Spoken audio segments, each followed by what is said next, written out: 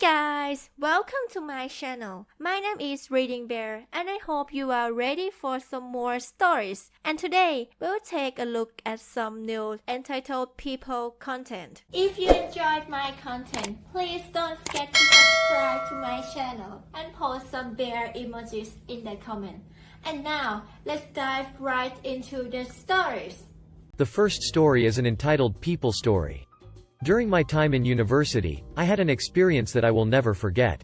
A friend of my mother, who we'll call Cook, started a restaurant in a small town outside of the city. My mother had invested money into this business, so she had a personal stake in ensuring its success. However, the reality was that Cook had no idea how to run a business and was completely uninterested in learning. He was also completely computer illiterate, and he had me set up the Google account for his business. My brother and I were often enlisted to work as waiters when my mother couldn't do it herself. I remember vividly how Cook would pick one of us up from our home, drive us 2 hours out of town, and we were basically stuck there until we were driven back since neither of us had a driver's license. My brother hated Cook, and I don't blame him. Cook had a bad attitude and was completely incompetent. He couldn't manage a business, and he couldn't train his staff. Moreover, he was completely unprofessional, and he would often host shouting matches in Chinese that customers could hear. The kitchen was filthy, despite Cook's insistence that it was the cleanest place in the restaurant. My brother and I were treated as children, rather than employees. Any mistake was our fault and not because Cook and my mother were incapable of managing their business. It was frustrating for me as a business student because I could see all the ways the place could improve. I even offered to help out and gain experience by writing policies, doing inventory management, and taking a look at the administrative side, but they refused my help. Furthermore, Cook was two-faced when handling customers.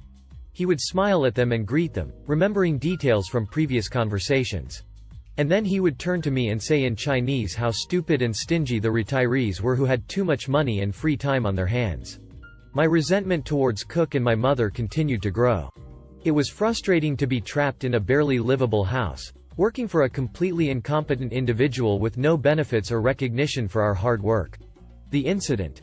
Last year, I graduated from university, but my grandpa passed away the week before. It was a difficult time, and I couldn't even celebrate my graduation.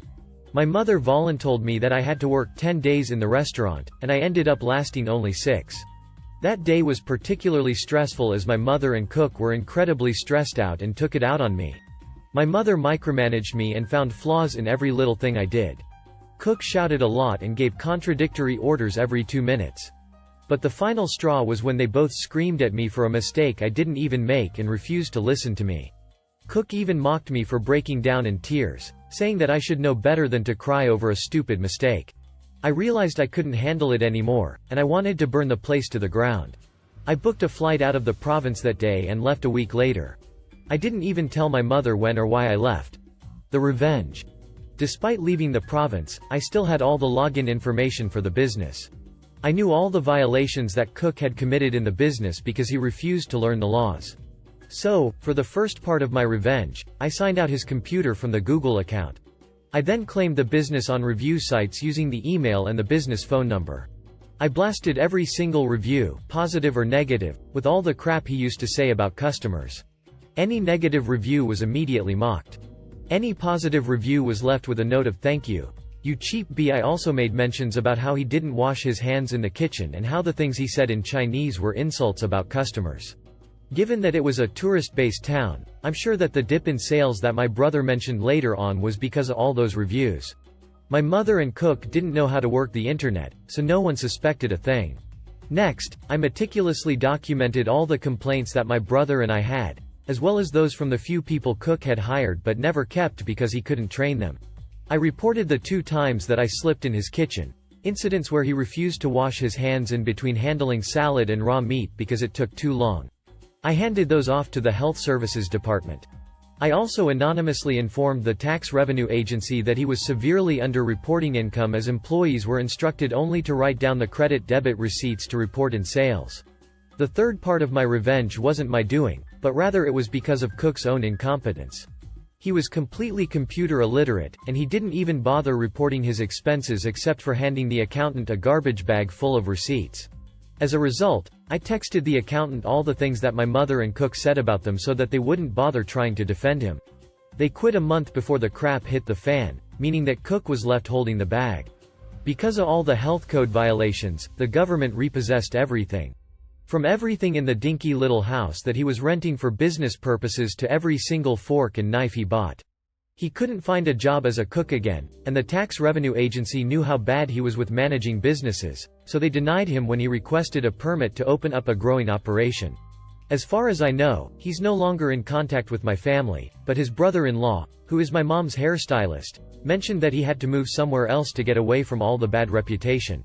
My mother mostly got off scot-free because all of the business permits and licenses were under Cook's name, but she lost quite a lot of money.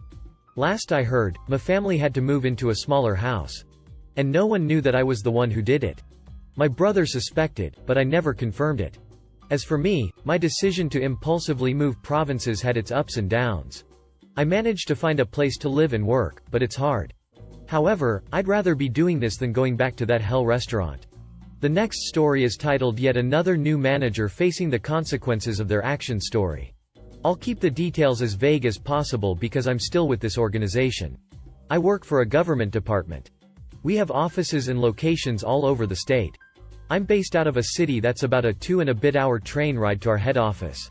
At the time I was working in a team that had members working remotely all across the state, looking after policy, process, and quality assurance.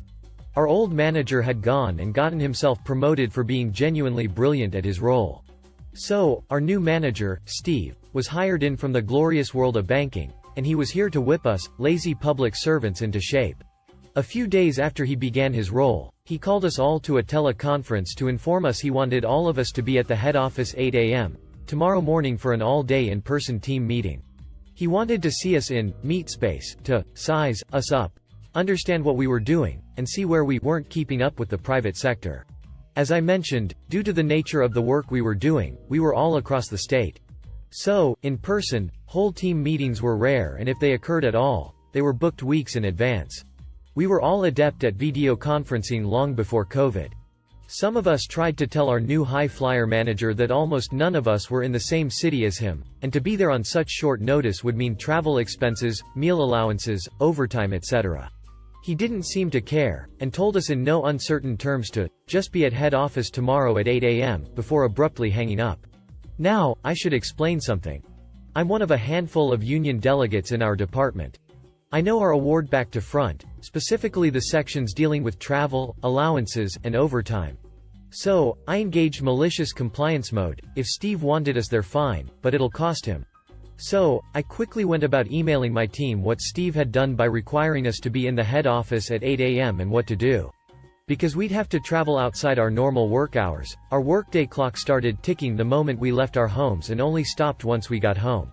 Some of our team traveled overnight. They were entitled to overtime to travel, a dinner allowance, and accommodation for the night, and the same returning. As someone traveling in the morning before 7 a.m., I was entitled to a breakfast allowance, lunch allowance, and if I got home after 9 p.m., a dinner allowance also. So, I left my house at 5 a.m. to catch the only train that would get me there in time. The train was running slightly behind, but I made it in time. So, my first 3 hours of my workday down and I'd done no work. After a brief period of us introducing ourselves to Steve, he proceeded to spend the next 4 hours telling us about all of the things he did at the bank, how he made so much money for them, where they'd sent him as a holiday bonus, how we're all stuck in the past in the public service, the work he'd seen wasn't up to private sector standards, etc. He had all the cocksureness of a finance bro who had always failed upwards because others had picked up his slack. By 3 p.m. my entire team were into overtime pay territory, and Steve was just warming up with his non-charm offensive. Another 3 hours go by with Steve verbally patting himself on his back, deeply in love hearing his own voice, but all I hear is, cha-ching. Steve decided that 5 p.m. was a good time to finish up. He stopped mid-sentence, looked at his watch, and unceremoniously said, "That's all for today. Go home now," and walked out. After I and a few other gave a few awkward shrugs to each other, we all packed up and started to make our separate ways home after doing no work all day. I, myself got to the train station pretty quickly, and saw a train was leaving soon that would get me home around 8 p.m. Or I could catch all stations train and get home closer to 9:30 p.m. You know what? No matter how fast I could run, I just couldn't catch that earlier train. Damn, I'd just have to catch that all stations train and be on the clock for another hour and a half, plus have my dinner paid for. Such rotten luck. Winking face. I submitted my claims the next day, 4.5 hours at double rate, my train tickets, my taxi fares to and from the train station, my breakfast, lunch, and dinner allowances. For me alone it was close to a $500 expense claim. The rest of my team followed suit, and ensured they claimed everything too. Steve tried to fight us on approval for the claims, but quickly learned that unlike in the world of banking, most public servants are union, and we'd raise living hell if he denied our award-guaranteed allowances.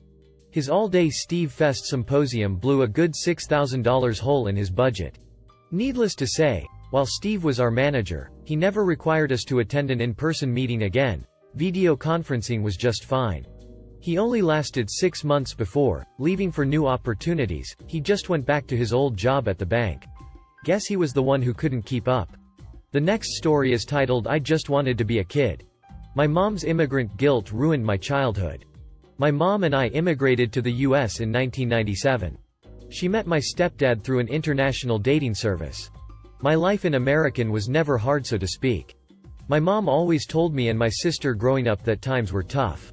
As a kid I never knew what it meant. My childhood was filled with the word, no. As a kid you're gonna want toys and to go do things with friends. My mom always said no. And if I asked my stepdad all he would say was, go ask your mama. Which always lead to a, no. Now I'll say this, I was never starved, I was given what I was needed growing up. But it was always bottom of the barrel. I remember I asked my mom for a pair of Nikes once. And I really mean once. They were $65.99 and my mom looked at me and said, you're so greedy. You are so ungrateful for what you have. Your family back home could never afford nice shoes like that. Don't ever ask me for shoes like that again. Until I got my first job I wore Walmart and Kmart. My mom had it drilled into my head that me asking for things that any kid would ask for was wrong. That the family back home had it so bad that I would be doing them an injustice for having clothes or toys or video games when they couldn't. A side note that is important. When I came to America initially my mom and stepdad did not want me to start school a year late. So I brain dumped Spanish and learned English. It was not until last year, 2022, that I really started taking initiative to learn Spanish. Also a side note about my parents. They have separate bank accounts. My stepdad claims that his money is his and my mom money is hers. This will become relevant. Also my mom would never pay for a ticket for me to visit our home country. Because she said it was too expensive and that I didn't speak Spanish anyway.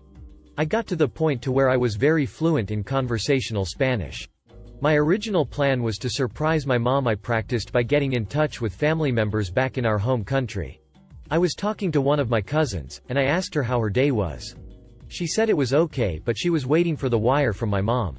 At first, I thought that was some sort of slang that I was not familiar with, so I asked her to clarify what she meant. She then tells me that she was waiting for my mom to send $800 down to them, that they were waiting at a Western Union for her MoneyGram to come in. At first I am thinking something is wrong. I offered to help. My cousin says no, your mom does this every month. I asked again if something was wrong. My cousin said no, so then I asked how long has my mom been doing this. She said since 1999.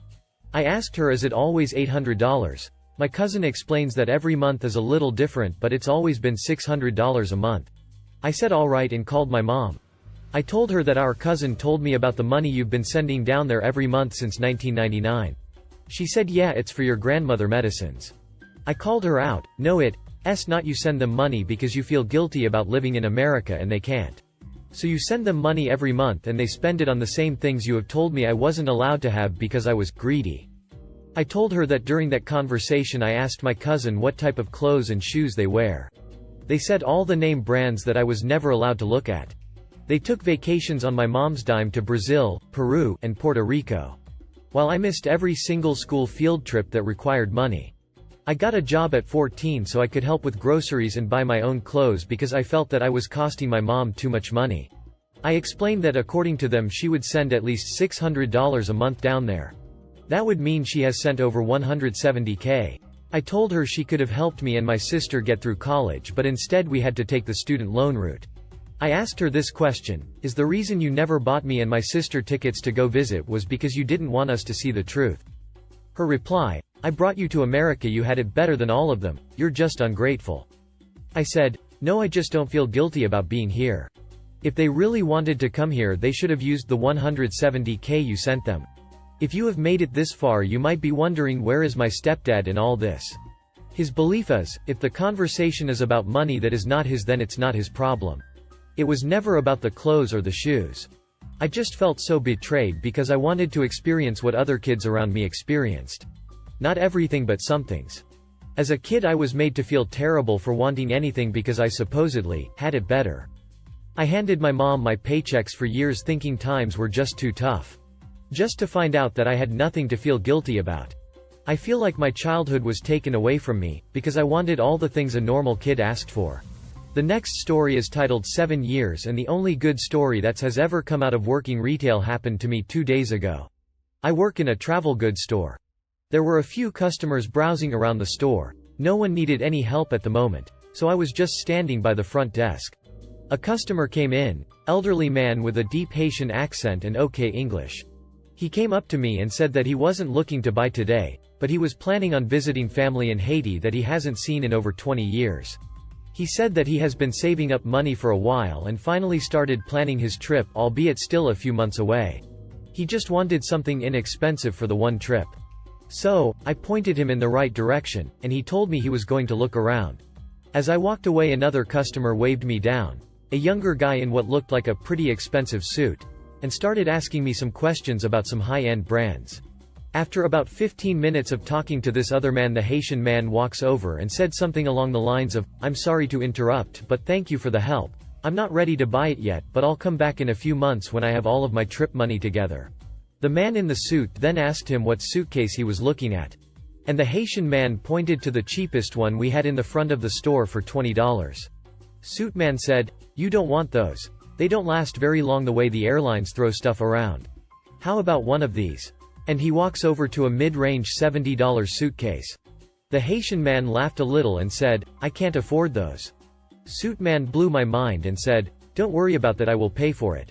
The Haitian man kind of laughed it off, thinking it was a joke or something, or maybe he misunderstood. Even I was a bit skeptical. But suit man insisted he was serious, handed me his credit card, and said to let him pick out a color. The Haitian man reluctantly picked out a suitcase and walked over to the desk with me. He practically burst into tears when the credit card went through. After some handshaking and many thank you, the Haitian man left. Suit man proceeded to buy $600 worth of luggage for himself and his family. Not only was it one of my biggest sales ever, but it was also the biggest random act of kindness I had ever seen in my life. After working in retail hell for so long, this is something I will never forget.